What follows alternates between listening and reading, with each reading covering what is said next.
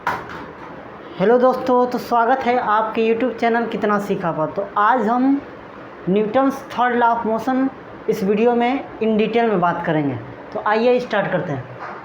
Newton's third law of motion, इसका statement देख लेते हैं हम। To every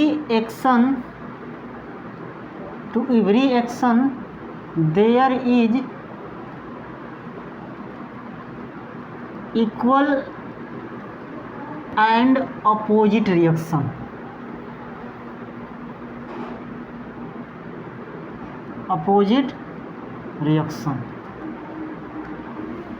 To every action there is an equal and opposite reaction. It means अगर आप कोई एक्शन करते हैं तो उसी के जस्ट अपोजिट रिएक्शन आता है। कहने का मतलब अगर किसी पे आप 10 न्यूटन का, किसी बॉडी पे 10 न्यूटन का फोर्स लगाते हैं तो वो बॉडी भी आपको 10 न्यूटन का फोर्स आपके ऊपर एग्जर्ट करती है, लेकिन डायरेक्शन क्या होता है? अपोजिट होता है। जैसे अगर ये कोई बॉडी है, आपने इस पर 10 न्यूटन का फोर्स लगाया, तो अब ये बॉडी के द्वारा आप पे कितना लगेगा? 10 न्यूटन का। देखिए मैग्नीट्यूड सेम है लेकिन डायरेक्शन डिफरेंट है, समझा? तो ये 10 newton is equal to -10 newton हो जाएगा। कुल मिलाकर ये माइनस जो है यही रिप्रेजेंट करता है डायरेक्शन को, समझ में आ रहा ना? तो वही कहने का मतलब to every action there is an equal and opposite reaction. अगर किसी भी बॉडी पे आप एक्शन करते हैं तो वो बॉडी भी आपके ऊपर एक्शन करेगी, रिएक्शन करेगी, लेकिन क्या होगा? अपोजिट होगा, लेकिन मैग्नीट्यूड सेम होगा। अगर आप किसी बॉडी पे 10 न्यूटन का फोर्स एग्जर्ट कर रहे हैं तो वो बॉडी भी आपके ऊपर कितना एग्जर्ट करेगी? 10 न्यूटन का ही फोर्स एग्जर्ट करेगी। डिफरेंस क्या है? डायरेक्शन का, समझो ना? वो अपोजिट करेगी, समझ में आए? अगर आप जैसे कोई बाल ही ले लीजिए, अगर बाल को आप किसी ज़मीन पे ही अगर उसको गिराते हैं किसी हाइट पे, तो वो बाल जो होगा वो बाल किस पे एग्जर्ट करा है? अर्थ पे या ज़मीन पे फोर्स एग्जर्ट करेगा ना, तो अर्थ भी क्या करेगा? उसको उतना ही फोर्स एग्जर्ट करेगा, लेकिन डायरेक्शन अपोजिट होगा, समझ ना? तो यही है स्टेटमेंट न्यूटन्स थर्ड लॉ, यही है। अब आपसे कोई पूछ सकता है कि जब इक्वल फोर्स लगा रहा है तो ये दोनों कैंसिल आउट क्यों नहीं हो सकता? Why force can not cancel out with each other? तो आप, ये इंपॉर्टेंट क्वेश्चन है, आप सिंपल सा ये क्वेश्चन यही आंसर देंगे कि these forces act between two different bodies, not same body. These forces act between two different bodies, so these forces never cancel out with each other. ये दोनों force क्या होते हैं? ये डिफरेंट बॉडी पे होते हैं। कहने का मतलब अगर ये बॉडी डिफरेंट है, दूसरी है, ये बॉडी दूसरी है, तो दोनों बॉडी क्या डिफरेंट, सेम नहीं है। जैसे बॉल लिए थे, बॉल को आप ज़मीन पे गिराए तो बॉल एक अलग बॉडी है, और जो ज़मीन ये अलग बॉडी है, इसीलिए दोनों फोर्स कैंसिल आउट नहीं होते हैं। तो कोई आपसे पूछेगा तो आंसर क्या देंगे? These bodies are different, so their forces never cancel out with each other. समझो ना? अब देखिए एग्जाम्पल आप इसके देख लीजिए। Examples of Newton's third law,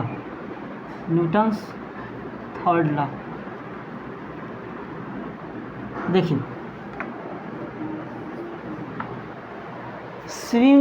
swimming of pool, आप तालाब में या नदी में तैरे हैं ना, तो वो क्या होता है? न्यूटन्स थर्ड लॉ उस पर वर्किंग करता है। कैसे? जब आप कोई इस तरह जब हाथ फेरते हैं जब वाटर में, तो वो क्या करते हैं?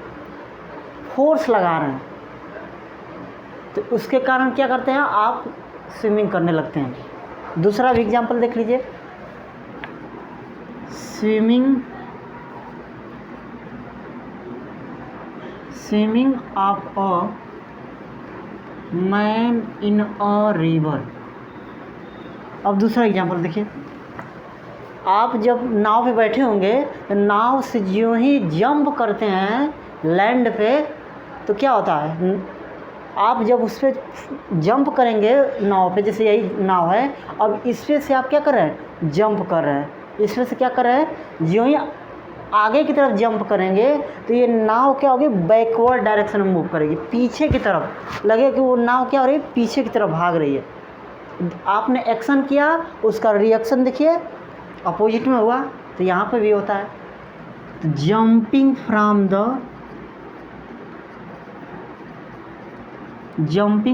The boat, then it moves in backward direction. जब आप नाव पर से जंप करेंगे तो नाव क्या होगी, पीछे की तरफ मूव करेगी। अगर आप आगे की तरफ कूद रहे हैं तो नाव क्या होगा, बैकवर्ड डायरेक्शन में मूव करेगा। समझो ना। अब देखिए, jet plane, moving of jet plane या फ्लाइंग ऑफ जेट प्लेन, वो भी किस प्रिंसिपल पे होता है, न्यूटन्स थर्ड लॉ। देखिए, जब वो जेट प्लेन फ्लाई करती है आकाश में तो वो पीछे से क्या करती है, धुआं छोड़ती है, सुना, स्मोक निकालती है, और उसके स्मोक में इतने हॉट गैसेस का प्रेशर होता है कि उस प्रेशर के कारण वो क्या होती है, मूव करने लगती है आगे की तरफ। जो स्मोक होता है उसके अंदर इतना हॉट गैसेस का प्रेशर होता है कि जैसे अगर ये जेट प्लेन मूव कर रही है आगे की तरफ, तो अगर यही मान लीजिए सपोज इसका कैप, तो ये प्रेशर, ये जो स्मोक होता है इतना हॉट गैस प्रेशर के कारण ये पीछे की तरफ भागता है कि ये इतना तेज़ एक्शन करता है कि इसी के साथ रिएक्शन होता है तो ये आगे की तरफ भागता है। तो देखिए, ये फोर्स इधर की तरफ लगा और एक्शन इधर की तरफ हुआ तो रिएक्शन इधर की तरफ हुआ, अपोजिट हुआ ना। तो वही बात है, jet plane, running of jet plane या flying of jet plane, running या फ्लाइंग ऑफ जेट प्लेन, हो गया ना। आप मूव करते हैं अर्थ पे तो वो भी किसके कारण, किसके हेल्प के कारण, न्यूटन थर्ड लॉ। जब आप चलते हैं तो किस प्रिंसिपल के साथ चल पाते हैं, न्यूटन थर्ड लॉ।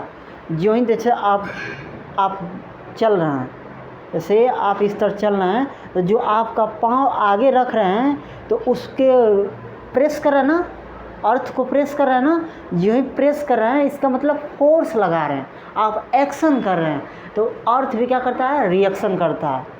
तो जब अर्थ रिएक्शन करता है तो आगे की तरफ ठेलता है, तो आप आसानी से चलते हैं, समझो ना। तो मूविंग या वॉकिंग लिख लीजिए, walking of a man on the earth पे जब मैन वॉकिंग करता है तो उसमें भी न्यूटन्स थर्ड लॉ का यूज होता है, समझो ना। अब देखिए, बहुत ही एग्जाम्पल हो सकते हैं ना, बहुत एग्जाम्पल। यहाँ से आपको एक अच्छी चीज़ निकल कर आ रही है न्यूटन थर्ड लॉ से। पहला क्या हो गया, ये कैंसिल आउट नहीं होते हैं क्योंकि ये दो डिफरेंट बॉडीज से फोर्स जनरेट होते हैं, ये कारण। दूसरा यहाँ से ये आपको निकल कर आ रहा है कि फोर्सेज ऑलवेज अकर इन पेयर्स, जैसे आप इस फोर्स लगा रहे हैं किसी बॉडी पे, जैसे इसी के ऊपर फोर्स लगा रहे हैं, जब इसके ऊपर फोर्स लगा रहे हैं तो इसका एक्शन इधर हो रहा ना, एक्शन इधर कर रहे हैं तो इसका रिएक्शन इधर हो रहा, अपोजिट हो रहा ना। तो ये फोर्स वाकई में दो फोर्स हैं। तो यहाँ से Newton's third law of motion से नोट में लिख लीजिएगा इसको, नोट में यहाँ पे नोट में लिख लीजिए, नोट में क्या रहेगा,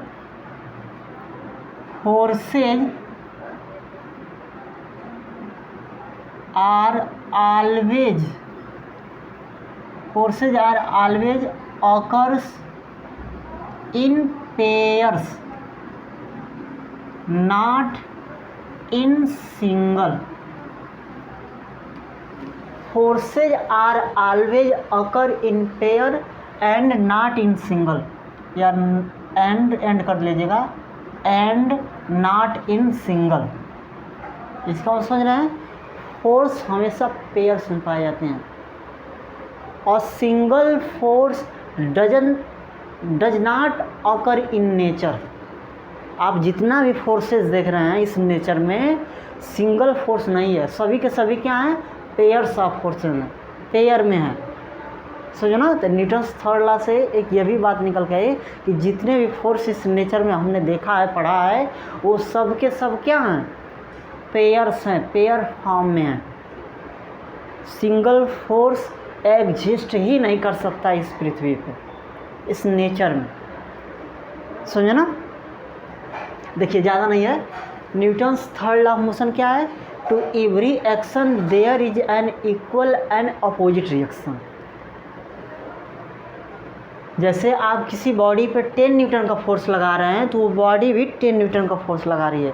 अब इसमें एक और क्रॉस क्वेश्चन कोई कर सकता है कि जब 10 न्यूटन का फोर्स किसी ऑब्जेक्ट पे लगा रहे हैं तो उनके बीच टाइम लैगिंग कितना है, इट मीन्स टाइम डिफरेंस कितना है, कितने समय के बाद वो फोर्स एग्जर्ट करा। अगर आप एक्शन कर रहे हैं तो रिएक्शन कितने समय के बाद मिल रहा है, तो there is no time lagging between two different bodies during action. कहने का मतलब आप किसी बॉडी पे जब एक्शन करते हैं, फोर्स लगाते हैं, तो there is no time lagging, time का डिफरेंस नहीं के बराबर होता है या नहीं होता है। ऐसा नहीं है कि अगर किसी बॉडी पे आप 10 न्यूटन का फोर्स लगा रहे हैं तो 1 घंटा बाद वो 10 न्यूटन आपके ऊपर लगाएगा, साइमल्टेनियसली होता है। समझो, साइमल्टेनियसली। अगर आप ज्यों फोर्स लगा रहे हैं तो त्यों उसका फीडबैक आ जाएगा। There is no time lagging between. इसमें ध्यान देने वाली बात यह भी है, टाइम का लैगिंग नहीं होता। सुनो, आपसे एग्जाम्पल भी कोई पूछ सकता है कि एग्जाम्पल क्या है, एग्जाम्पल बता ही दिए हम। यहाँ से एक नोट करने वाली बात यही है कि forces are always occur in pair. Forces या no single force occur in nature. Forces हमेशा क्या होते हैं, पेयर्स में होते हैं। अगर सिंगल फोर्स नेचर में एग्जिस्ट करता ही नहीं। समझो ना। अब देखिए आप लोग, ये ज़्यादा इसमें कुछ सोचना नहीं है, थोड़ा बहुत बुक से भी पढ़िए।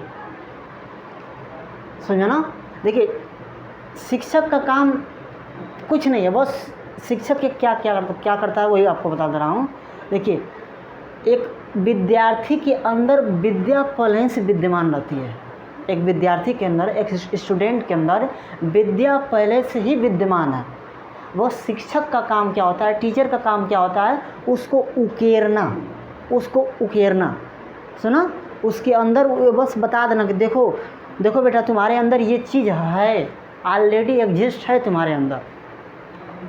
सुना, आप लोग ये कहावत ही सुनी होगी, भगवान ने हम सभी को हीरा ही बनाया है, शर्त बस इतनी है कि जो जितना घिसेगा उतना ही चमकेगा। बात वही है, सबके अंदर हीरा है, सब लोग हीरे हैं, बस शर्त इतनी है, कंडीशन इतनी है कि जो जितना प्रैक्टिस करेगा वही उतना आगे चमकेगा। सुना, जो जितना घिसेगा उतना ही चमकेगा।